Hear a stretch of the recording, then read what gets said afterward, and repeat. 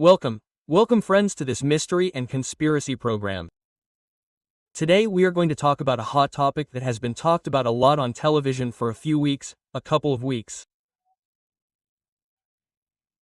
Now it seems that things have calmed down, but that does not mean that we are not going to talk about this problem that has been happening worldwide, with the issue of Donald Trump, with the Knowings platform, in which he has held large demonstrations throughout the United States and also in Europe, and also those historic demonstrations in Morocco defending social rights, something unheard of that I have never seen in Morocco, where people take to the streets because you know how it works, or we all know how Moroccan politics works when it comes to demonstrations or demanding your rights, right? Two demonstrations that have shaken the world and that we will discuss here together with our writer, collaborator and researcher, Rafa Benitez. Rafa, good afternoon. How are we? Good afternoon, David. Pretty well. Two issues that have shaken the world in recent days. Yes. Well, the truth is, let's see, they've made a lot of noise, that's clear, but where do you want me to start? With Morocco. Let's start with Morocco. It's closer to home and we can move on if you want. Yes. Well, what Morocco has done.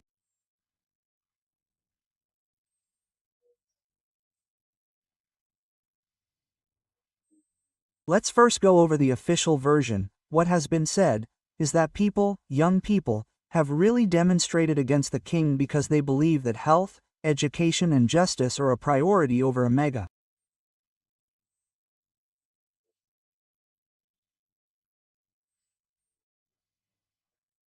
stadium to host football. Let's remember that when sporting events of this magnitude are held, the stadium stays, the facilities stay. But we have to keep hosting very important sporting events to fill the stadium and attract the public to these types of stadiums. Morocco is not the United States.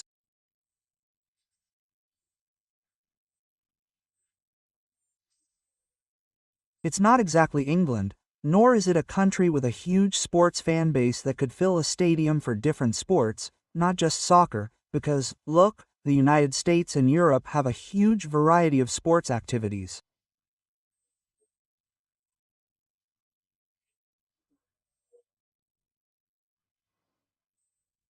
However, Morocco is not exactly known for playing soccer. Yes, of course, but then we also have to consider how much women's sports activity there is in Morocco. None. Of course, obviously none. So, what's happening? Well, what's happening here is that, on the part of some, I'll talk about that later.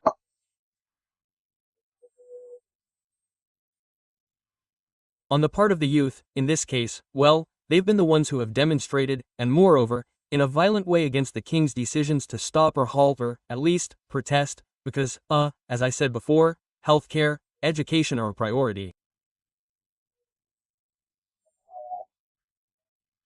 Okay. And a bit more quality of life.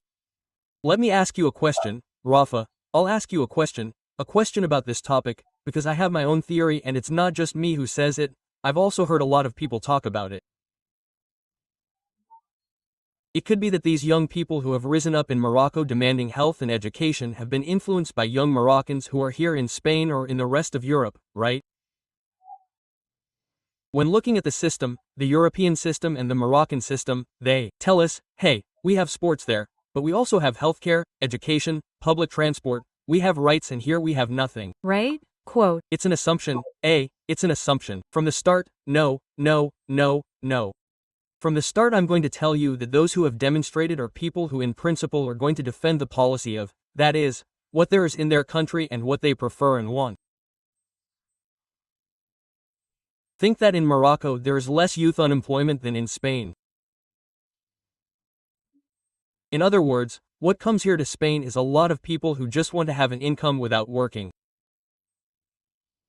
But among the young people who are there are many capable people, there are doctors, there are architects, there are musicians, there are all kinds of people too, There are all kinds of people who may be politically persecuted in their own country and end up here in Spain. There are all kinds of people. We can't put them all in the same case, Rafa. Yes, but they don't come in cacos, they don't come in boatmen. Some, yes, some, Rafa, some, a doctor.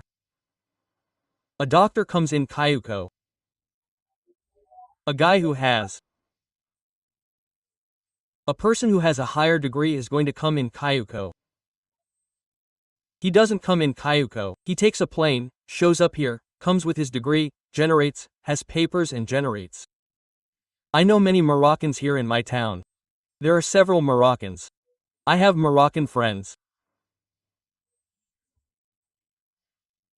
At my work there are Moroccan people, but people who have come legally and people who have come to work and complain about everyone who is coming illegally. So, everyone who comes illegally comes to get paid.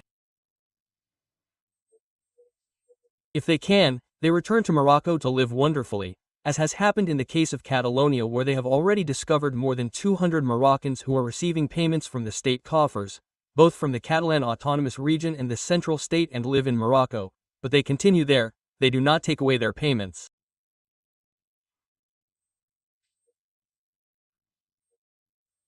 It was also discovered very recently that, a Moroccan living there had been he has been living in Morocco for 7 years and yet he is collecting and has come to collect more than €1 million a year for the payments and aid that the Basque community and the state give.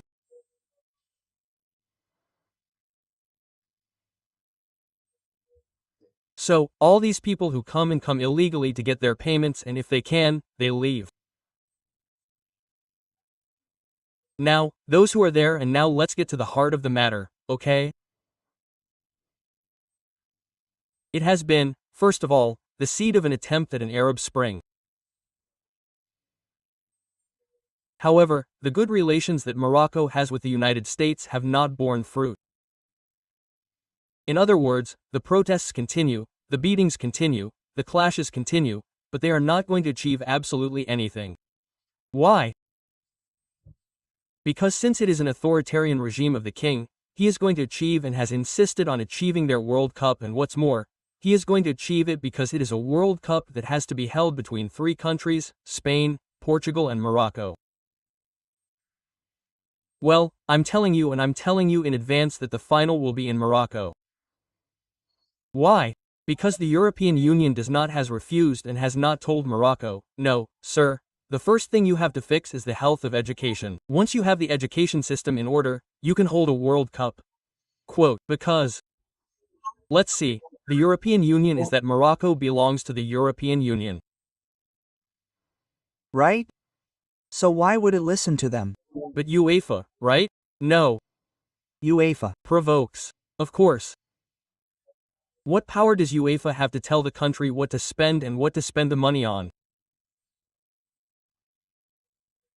They don't care, because UEFA, precisely, which is a private administration that is interested in moving the amount of billions that it is going to move, that it is going to earn with a World Cup, whether it is held in Spain, Portugal or Morocco, through television rights and the amount of people and merchandising that they are going to be selling during the month or 2 that the World Cup lasts. That is what is happening. I mean, there are mere interests. People don't give a damn. I think ethics comes before money. For me, for you, let's see. For you ethics can perfectly come before money, even morality, and it is commendable.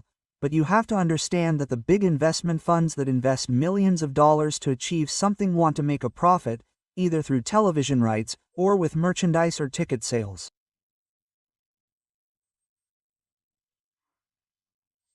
The problem is that the same thing is going to happen that happened with the Olympic Village in Barcelona, which gradually deteriorated. Why? Because no one was using it anymore. On the other hand, it was a huge investment. Well, I can tell you that I used to live in the Olympic Village. I am from Poplanov in the Olympic Village and I can tell you that the apartments that were worth 6 million pesetas 2 years after the Olympics, some of them went up to €1 million. Of course, they are still worth it, right? That's what I was going to tell you. They destroyed the factories, they destroyed the transport agencies, they destroyed everything. La Ciaz. Note that there, for example, there were websites, there was RAM, there was Latona, there was Frigo, there was the old one. Olivetti, there were, I think, 4 or 5 cinemas, there were a lot of things there. All the textile and weaving factories were there in Poplanau and they destroyed all the industry there. They destroyed it to build buildings and hold the Olympics. It was brutal, brutal, brutal, brutal, brutal, brutal, brutal real estate speculation. Obviously, but that's what I want to tell you, what I was going to tell you, that apartments that were extremely affordable and that could have been used, since all of us Spaniards paid for that construction, well, they should have been for social welfare and to help people, as public housing, for that. No, no, no. What did they do? They speculated in real estate to get a return. They wanted to amortize all that investment, but an investment that. They told you more, you want to buy this apartment, but you have to wait until the athletes come first. I mean, you bought a new apartment, but you bought it secondhand because people had already lived there and you paid for it as if it were new. It was brutal. It was brutal. Brutal, yes. Well, let's see. But that's exactly what's going to happen in Morocco. I mean, in Morocco they're going to build a gigantic stadium, they're going to build a lot of infrastructure, they're going to do a lot of things that are going to stay there and that's going to need maintenance. Obviously there's going to be maintenance, we'll see how it can generate jobs. Well, we'll see how. It probably will, but what's the cost of building a mega stadium? An infrastructure that they've even set out to create an underwater tunnel that will connect the peninsula with the African continent. So there they go, they're going to put in trains, they're going to put in cars, they're going to put in roads, they're going to build a whole brutal infrastructure.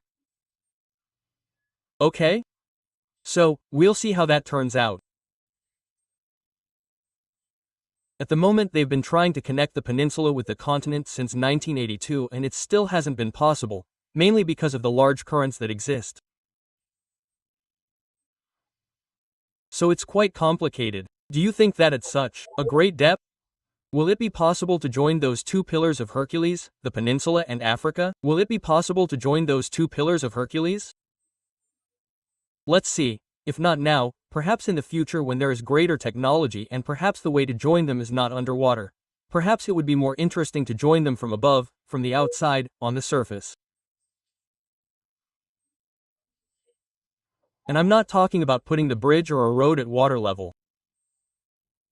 No, no, no. There are examples of bridges in China that are using spectacular technology, that reach many kilometers and have a very interesting arch system and are located at more than 3,000 meters high.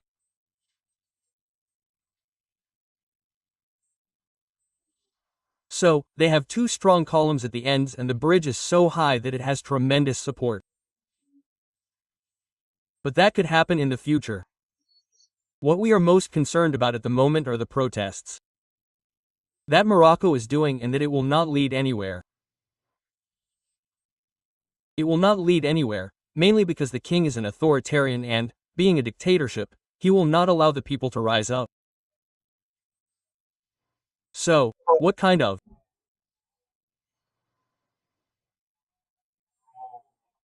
injuries or threats or consequences could these demonstrations lead to through the people who have been seen on camera or photograph?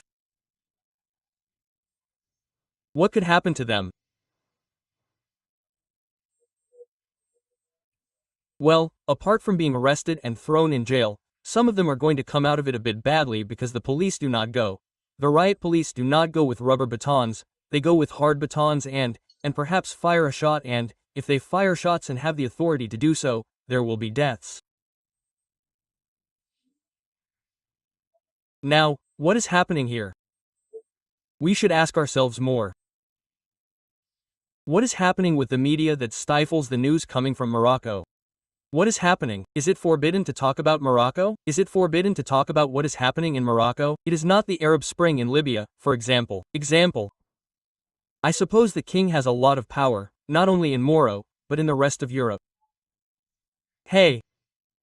Bro, he has a lot of power. I mean, right now, Morocco is a strategic country geopolitically, and being a strategic country, it will always have the unconditional support of the United States. It has had that since World War II. Spain had no part in World War II. Well, apart from the fact that it was kind of destroyed because we were coming out of a civil war, but Morocco has always been strategically closer to the United States and more interesting than Spain. Spain could have had its moment, obviously, and could have moved forward and been more present in the geopolitical field, but it is not, unfortunately. And right now it will be at odds with the United States. As always. However, here the population, both European and American, are keeping quiet. They are keeping quiet because there have been 4 news stories about the demonstrations, the police brutality, and that's it. No one talks about Morocco anymore. No one talks about what is happening. No one talks about the protests. There are no more. Black matter a life and neither nor things of that concern, nor flags, pro-Morocco for police brutality. No, you won't see that here. You may see a Palestinian flag, but you won't see a pro-Morocco flag defending a right, a constitutional right or syncanem that Moroccans should have. What is the right to fair healthcare or justice, healthcare and above all education, above all education, but, well, let's see, Morocco is not a country of trinkets. They don't go around wearing tunics, or jalabas or riding camels. I mean, Morocco is a power. It's a rich country, right? It's a rich country, very rich. If what comes here is what I'm telling you, if what they send us here, the Moroccans who come, the Maghrebis who come, all those are people who come to plunder. And to bring the enemy into our home, and here the doors are opening for them. Now, what's happening in Morocco? Well, Morocco is a powerhouse in terms of computing. Do you know that they have the best or the largest, let's say, underground storage of metadata in all of Europe? Well, the good thing is that they didn't report it, obviously, but that was reflected in a movie. It came out and it was seen. Then I got interested and indeed it exists, that is to say, it is the largest storage of hard drives and metadata in all of Europe. That's more responsible, and I don't know if in the world,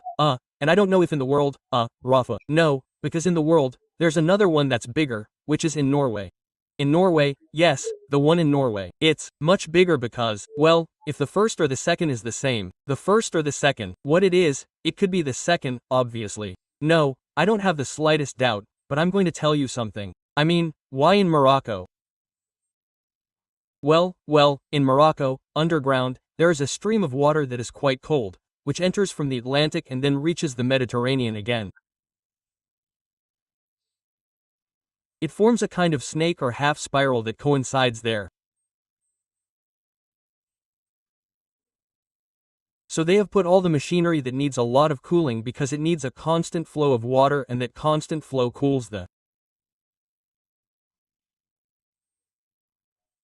circuits and cools the hard drives that are there.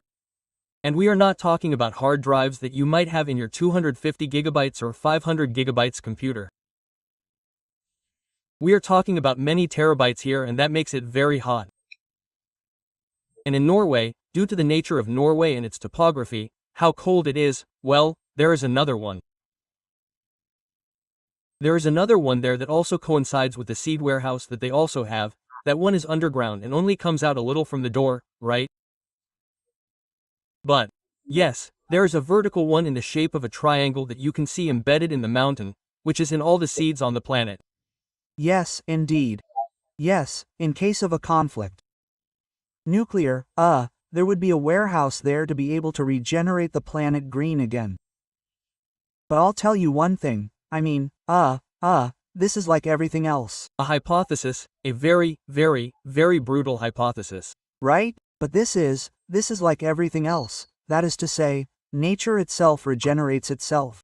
For example, look, Chernoy is already habitable and has been habitable for years. The radioactivity that was in Chernobyl and now how green it is, well, it barely lasted 5 or 6 years. In fact, when you're in the military, what they advise you to do is go underground, in a cave or somewhere, because the earth insulates the radioactivity. Of course, in the face of a nuclear attack, right?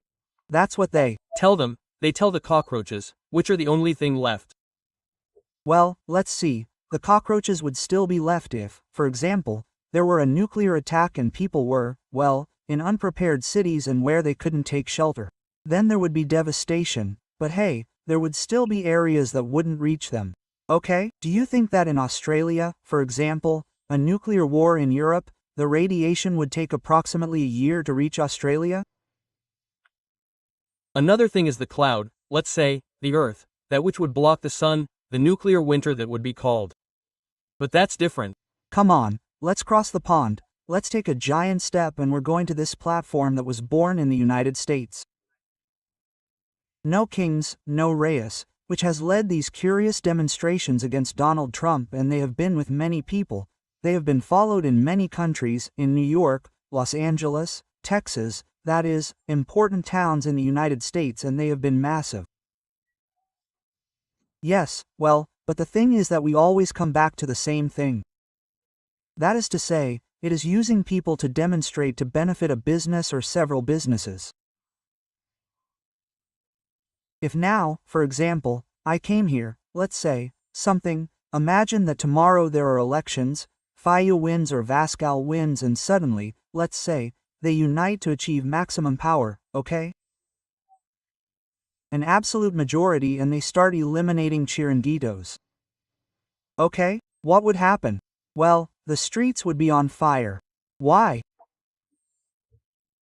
Because all those people who have been living off a subsidy would automatically stop receiving it. And, where does that come from? Where does this organization come from? Noins, not Reyes. Where does the one we have behind us come from? Well, let's see. I don't know exactly where it comes from or where it comes from, okay? But if they put one in a Republican country like the United States, they're not going to tell you that they're in favor of kings, okay? Maybe it didn't start in the United States, maybe it started in England or it came from another country, and they take advantage of the large mass that there is in the United States to be able to protest and for that to spread. Okay? But, for example, England, traditionally very monarchical, have there been any demonstrations like that in England? No, there were a couple or hundreds of people, but not many. Yes, that's it. Why? Because the whole no kings, no kinsmen thing is going to work where there are no kings. So that's it. I mean, it's like, let's see, it's like, proclaiming, for example, it's like proclaiming, being against. Football, for example, okay? Or for example, being against sexism or gender violence in a free country.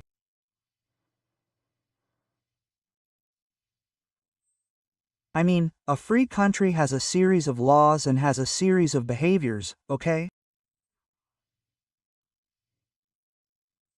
But if you really want to demonstrate against sexism and gender violence, go to a Muslim country where women are not respected, for example. But that's not done there, it's done in a free country, and the same thing happens here. I mean, we have people who are against the monarchy in a Republican country. Yes, but what is true is, go to a country. Sure, why can you do that in Spain? Work?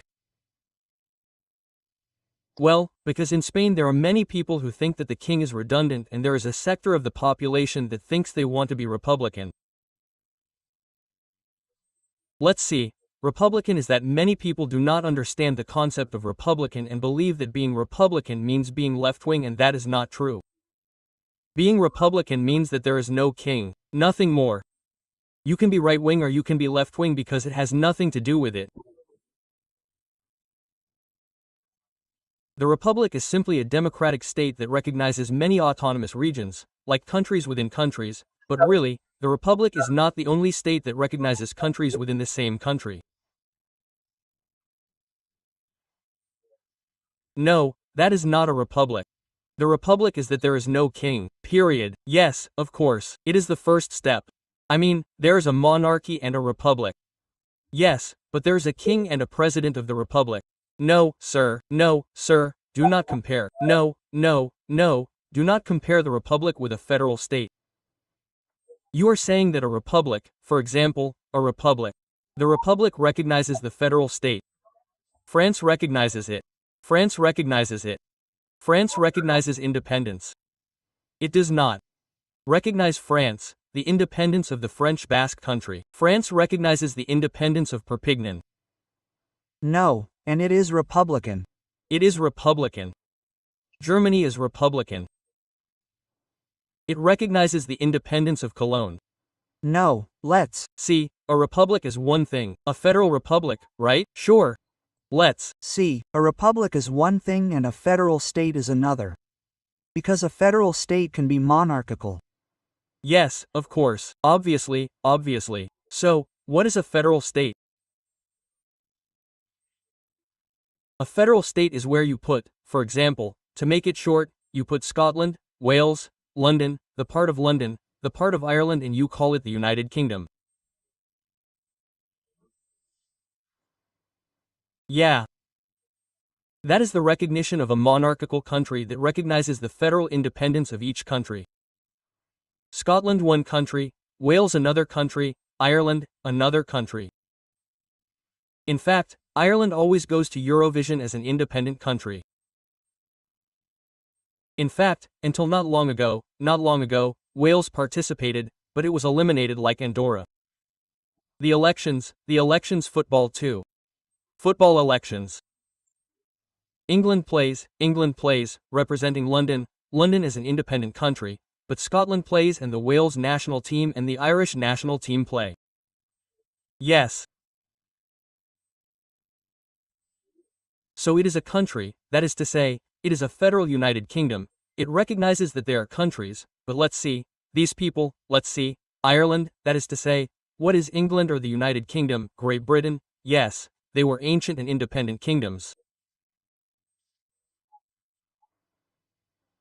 It is as if now Spain were to say, well, the Kingdom of Aragon would be the country of Aragon, Navarre the country of Navarre. Galicia the country of Galicia and Andalusia the country, and Castile. Quote, what I was telling you was that the two republics we've had here in Spain, have been federal republics. Both. Right? Neither. Both have been federal. Yes, the second one recognized. No, sir, there wasn't one. Which country? Tell me, which country was there within Spain during the Second Republic? The Republic. The Republic recognized Catalonia. No, sir. That's precisely why the war happened. Louis Compan, declared the independence of Catalonia in 1934 and was put down by the Republic itself. The Spanish federal state. No, sir. This is the dream, the utopia of people who confuse a republic with a federal state. So, what happened? That the republic itself, with its feet at the helm, put down and arrested Louis Compan. Louis Compan was arrested in 1934. What happened? The PSOE carried out a coup d'état in Asturias. They both suffocate in 1934 and it is the republic itself that stops that. Why? Because in the constitution of the republic, Spain is indivisible, it cannot proclaim itself a federal state. In order to achieve a federal state, for us to have a federal state, we would first have to be recognized as independent states, each with its own idiosyncrasies.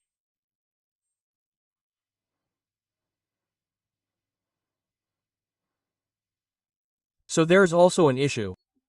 Look, for example, I'll give you a very simple example. Canada, okay? Canada, Canada, you know that it has Quebec, okay? Yes. Quebec, okay? It is French-speaking and also wants to be independent. There have already been 2 referendums on independence in Quebec. Yes, but what happens with Quebec? Quebec has been given the symbolic part of independence, but administratively it does not have it. So, it has the symbolic part, the romantic part of being a country within another country, but administratively it depends on Canada. In fact, I'm going to tell you something. In Quebec, I have a friend's daughter. She lives in Quebec and is speaking to her a while ago.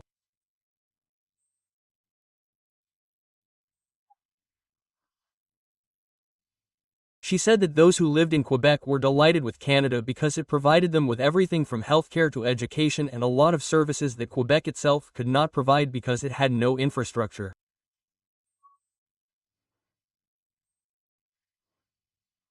So, let's see, she's being romantic. Yes, okay, but that's all. Let's change the subject, Raf. Let's change the subject to finish today's segment. We're going to go to Spain. The takeover bid that took place at the bank level, BVAS, and the very interesting. It's an interesting topic because some of them were already considering themselves winners. They thought they were going to eat at Sabadell, and in reality they only got 25%. But it's almost like a war that seemed like a chess game with the news, because they would show you the announcement of one and then automatically show you the announcement of the other. They would tell you that if you sold the shares you would also have to pay taxes, which they didn't inform you about. What happened here? What happened with this takeover bid? Why did this takeover bid come about, and why is this the second time Bbva has attempted a hostile takeover bid against Sabadell? Let's see. The takeover bid is nothing more or less than an aggression for power and to take control of customers and shareholders, but mainly, more than shareholders, customers. Banco Sabadell has a very long history and, apart from being very long, it has a lot of customers. I mean, in Catalonia, you can't imagine the number of people who work with Banco Sabadell, which is almost more than with La Caixa, and the same at a national level. I mean, it also showed itself to be very intelligent when the Punch Demon incident happened and it moved its CD to Valencia. That's great. Why? Because it gave great confidence to all its customers. Bbva is a very aggressive power that has wanted to take control of all the customers because it has seen that the number of customers is very, very high. In fact, it has more customers than Bbva in Spain in No. This is not the first takeover bid launched against a bank. We remember Nokia and Argentaria, the name of Bbva Banco, let's see Banco Popular and all that, they have all been falling. Banco Central Hispano de Valencia.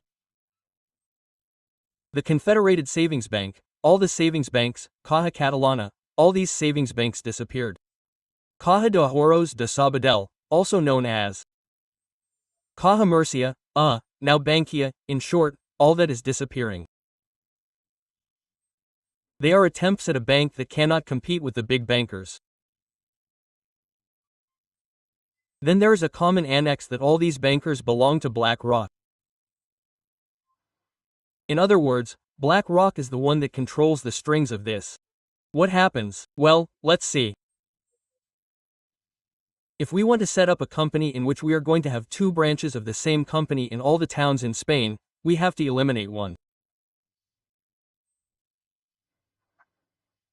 We have to eliminate one to reduce expenses, because that is the game. I'll keep your bank, since I have 2 offices in my bank. Since Bbva won, the BVA office will remain. Now, since it has not been possible, why? Because Banco Sabadell has made a very intelligent strategy and has involved poking, touching, prodding at the heart of the shareholders, not only the shareholders, but also the customers. Of course, obviously they have backed down and have only achieved 25% of the minimum 30% that they had to achieve, but there has been 50% opposition with which they have nothing more to do. And this shows that Spanish banking, at the level of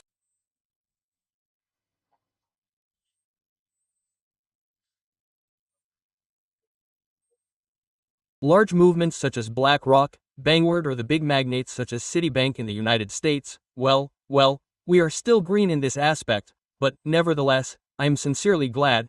I am glad that Banco Sabadell, being a small bank, a local bank, a bank, that has always been friendlier than Bbva in the sense of pampering its customers more, has come out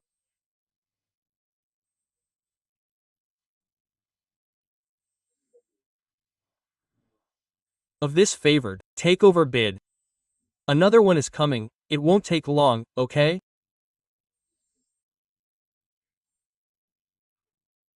Because in the stock market there are already rumors that the shares have also gone down. Bbva has lost shares, and what happens is that they are going to have to continue fighting against another takeover bid.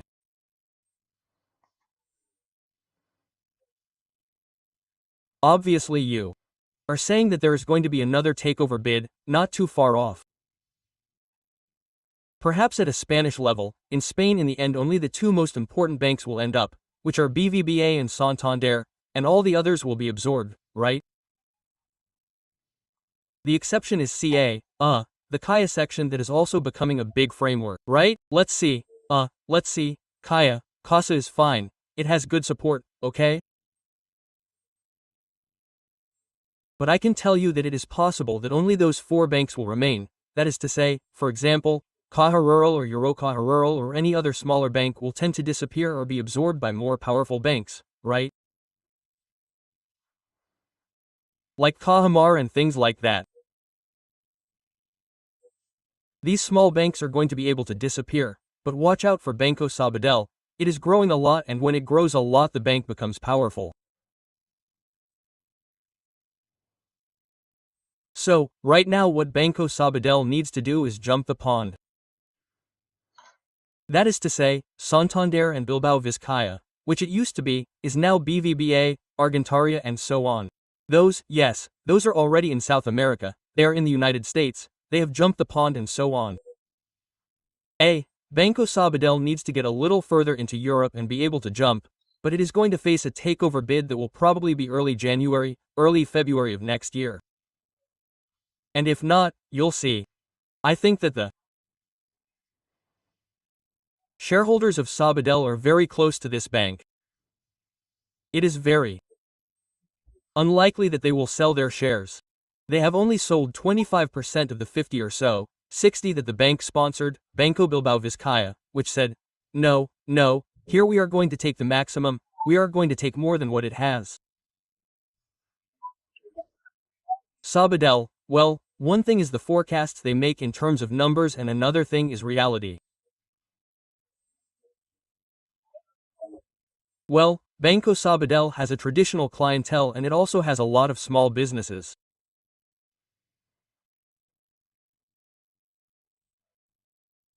So, since it offers so much guarantee and quality of service to small businesses and traditional customers, they won't give up, they won't give in, and they are the main shareholders of Banco Sabadell.